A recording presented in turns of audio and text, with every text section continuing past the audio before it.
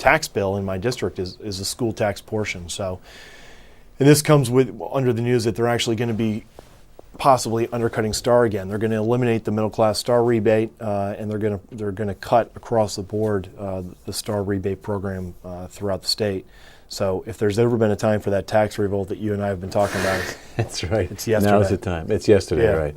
So they're going to eliminate the STAR relief check, the middle class tax. This has been happening for a couple of years. They've been tinkering. I'm sorry, I have a little bit of a cold. It's not the Irish flu from St. Patrick's Day, right? Because that's tomorrow. I would never thought it would be. Absolutely not.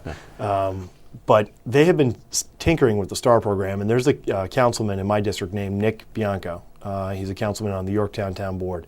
And he and I have been discussing this for 2 years. And they actually lowered the floor in the STAR proposal so they don't have to outwardly say that they're cutting STAR.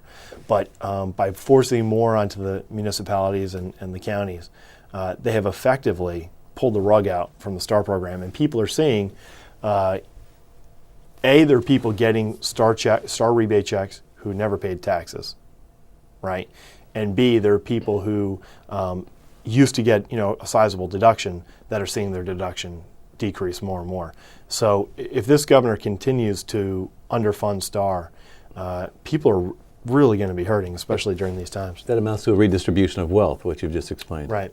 If people who are not paying property taxes get a check back, yeah, and those other people who've had those amount reduced, I mean. Well, and that's been going on, I don't know for how long. It's been going on for as long as I've been here, that there are individuals who, God bless them, I mean, I want to give folks back as much of their money as possible, but there are people who are not paying school taxes that are getting rebate checks back.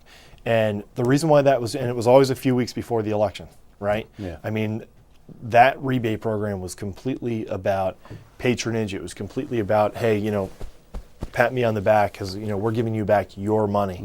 Mm-hmm. It should have never been in the government coffers to begin with. And that's one of the problems with STAR. I mean, I think the problem is that millions of people are actually staying in their homes for no other reason than the STAR program.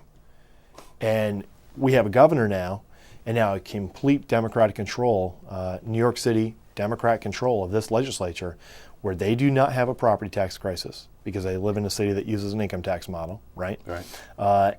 And they do not support the STAR program. So if there's ever been a moment where Democrat and Republican legislators need to come together, suburban legislators and rural legislators, it's now. That's a perfect segue.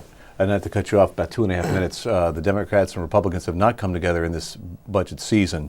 Right. One party's been left out of the process, 210 legislators out of the loop, in effect. Right. No one House bills, no conference committees called yet. Right.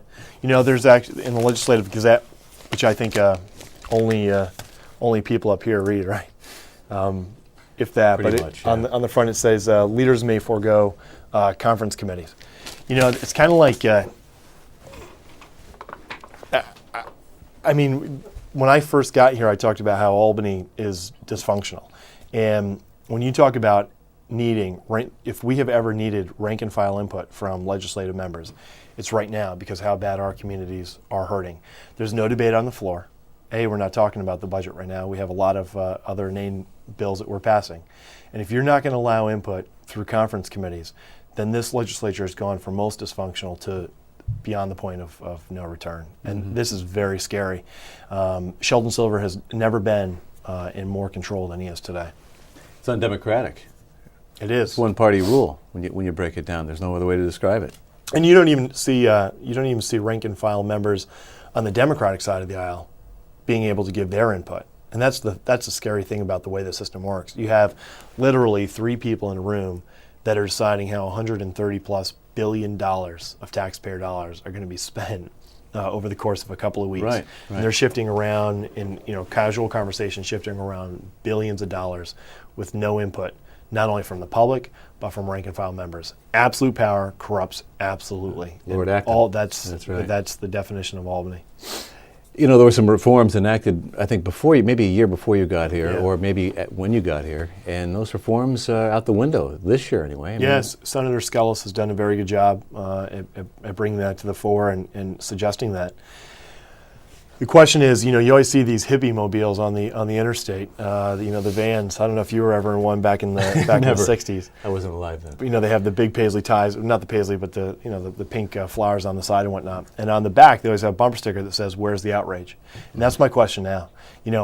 I'm outraged. I'll represent my 125,000 people, but we have to come together and force this government to do the right thing over the next few weeks. All right, that's the last word. Greg Ball, Thanks. always a pleasure. Keep fighting the good fight. Thank you out there for joining us on this edition of Assembly Calendar. Until next time, I'm Ted Flynn.